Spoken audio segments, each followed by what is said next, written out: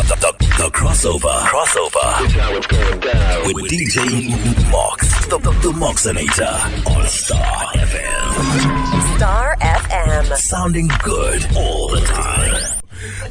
Right now, we're going to do this. It's big, it's bad, it's crazy. You saw it on Twitter. If you go to my Twitter handle, at the Moxinator, I tweeted it.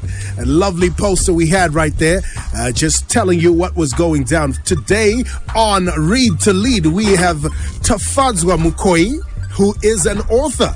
And he's written an amazing array of books. But the one that we find most interesting that has come up, that has become quite the... should I say a pseudo bestseller? I predict this is a pseudo bestseller right here. Exit Your Excuses. And with me today, I also have Ronald Mapamula, who always comes through helping us analyze some of these books. How are you doing, Ronald? Awesome, man. Well, I think it's pretty great today. We have Tafadzwa Mukoi in the house. We're going to hear from him what's happening, right? How you doing, Chief? I am on top of the world, buddy. Fantastic. Well, thank you for having me. Thank you so much for coming through, taking time out. Okay, Exit Your Excuses. Firstly, let's talk about when did you start writing? Because I noticed you've got other books you've written as well. The Maid Protocol, Masterminding Ceremonies, Personnel Branding for C-Suite, Brand Imprint, and X Factor Presence. Well, I guess the first time I started writing was when my teacher taught me. Okay, that's a good one, right? That's a really good one. That's a good one, right there. But you know what? I've been writing for a couple of years now. But the first time I started putting my thoughts to paper, I think it was in high school when everybody else was writing, you know, their songs. You remember those days? People would write songs. Getting the lyrics. There we go. Yeah. I would write quotable quotes. I used to just want to have something that inspires me. Okay. But my first book, I wrote it in 2000. Actual fact. The first book I thought I'd write, I haven't finished. I wrote it in 2004. Really? But the one I published first was in 2011. 2011. That's the first book you published. That's the first book I published. Right. What inspired you to write this book here?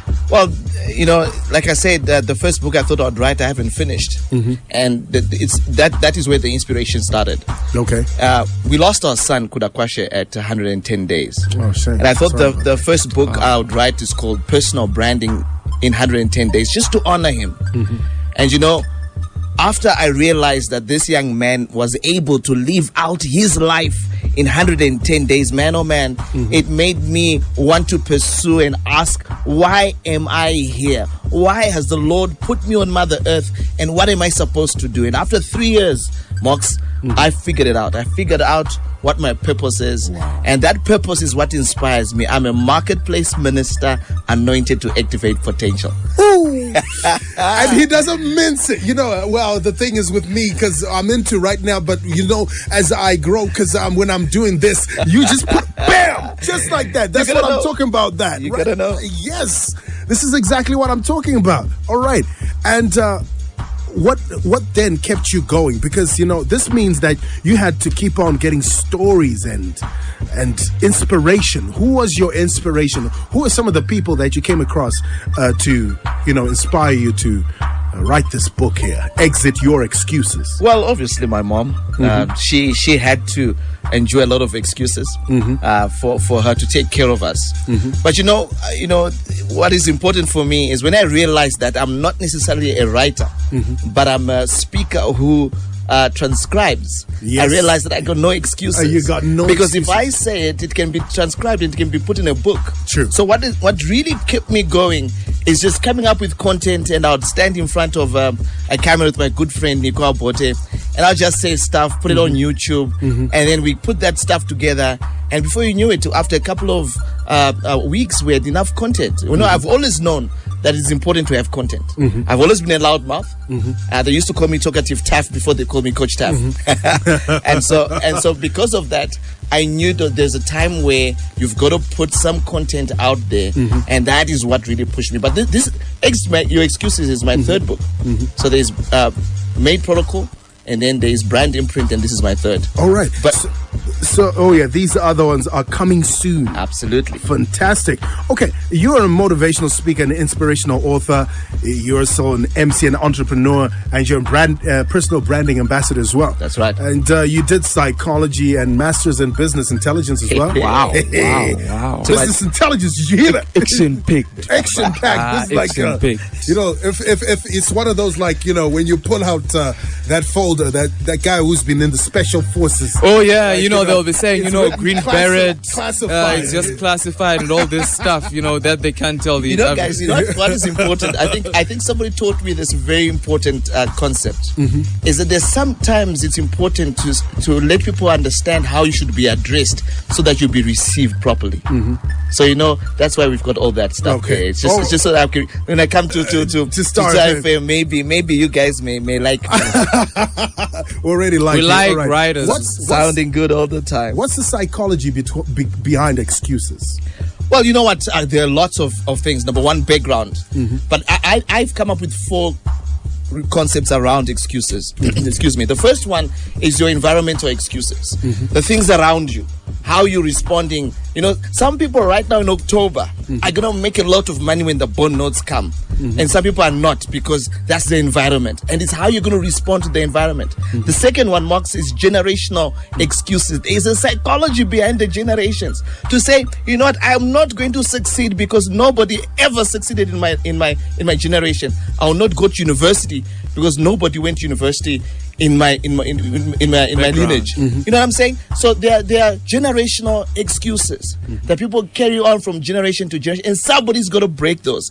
And then there are what I call personal excuses. Everybody's got this. This is, I'm too short, I'm too tall, I'm too fat, I'm too slow. Those I didn't go to school. And go to school, man. If you want to go to school, if that's your excuse. So this is it. This is why I'm saying it's time to exit your excuses. So generational excuses, environmental excuses, personal excuses, and then the institutional excuses. Some people will be here at Star FM and they're saying, I'm not doing XYZ because this is what is happening at Star FM. Those are institutional excuses. Yeah. So those are my 4 principles of the psychology behind excuses. Wow, this is brilliant. Ronald, what's your take? Wow. This is very, very interesting.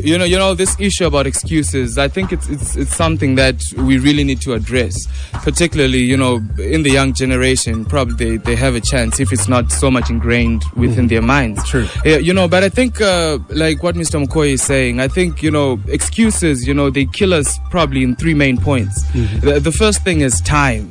All right.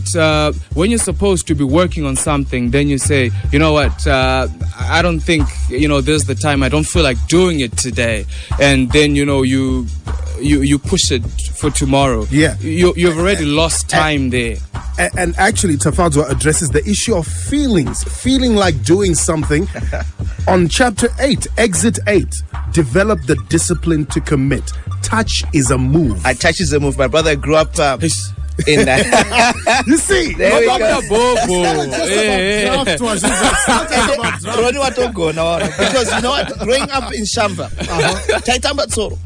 and there was just this concept about, guys would sit around and they're watching who's making what move, and sometimes your friends can see the best move and you touch it and they say, they're excited. But the rule comes in, it's touch is a move. You talk about time. Yeah. Touch is a move. If you don't do the things that you're supposed to be doing, you're not hungry enough. True. If you're hungry enough, you pursue it, my brother. It's okay. I remember. It's okay. I am taking a slacking right now. I'm telling you. Oh, it's right at you, isn't it? Right at me. Left, right, and center. There's a quote I read which says that doing what needs to be done may not make you happy, but it will make you great. It will make you great. Then we go on to chapter 8. This is interesting. Move your attitude towards your future. A positive attitude is the fuel that drives us to our desired destinations. My brother, you need fuel because your attitude towards the future. There's certain people who actually don't believe that they have a future to such an extent that they do not even have a vision. They are waking up going wherever they are going with absolutely no plan. My brother, 2020 is coming, 2018 is coming. What are you doing about it? What is your attitude towards the future? If you know that your future is bright and you need sunglasses like me, my brother, you're gonna change your attitude and you're gonna get on the go and get things done. And this is what I'm talking about. Soul, brother. Hitting my soul right there. Not just my mind, but my soul. Well, you found someone. You're always saying, preach on, man. Today you really found someone who works on it. Yeah. Dig deep to find the achiever in you. Exit 18. Move step by step. Now, let me tell you something, Mox. Every single person has got something that the good Almighty God has deposited in them. And unless you dig deep and find it, you've got to find it so that is what is going to take you the next step. Now, why step? Because step is going to be specific. It's going to be time bound. It's going to be empowering you and empowering others. The only two reasons why you were created, Mox, to glorify God and to edify others. And finally, what is the purpose? And do you purpose to do it? That's the acronym for step. Ooh. Wow. Lots of fun going on here. Knockout. Knock out. Wow. We just had to say wow, didn't we? Tafazo, this is an amazing book right here. What would you like to say to everyone who's listening in terms of exiting their excuses? Well, the most important thing that I'd like to say is that, you have a reason, and it's probably a genuine reason, to stop you from doing the things that you know you have to do. And, the reason I've come, Mox, is basically to say somebody needs to get motivated. And this is it. You look for that motivation that you require. You've got to optimize your opportunities because the opportunities galore. But most importantly, don't pursue opportunities that are not yours. What is your vision? What is it? Where is the alignment? But the reason I wrote that book, Mox, because I read lots of books. I'm looking to give somebody some energy to exit their excuses. By the way, exit is not a suggestion, it's a command, it's a demand, it's an encouragement. I'm telling you, exit. It's not for fun. Do it, exit your excuses and get off your rusty dusty and do what the Lord told you to do. Tafazo, thank you so much for coming through. Really amazing to have you in the building. Right now, we're going to cross to Mikos with Ratizo Matizanazo and find out what's happening at the financial markets in Daba. We are here at the financial Indaba, the first of its kind, happening right here. We're bringing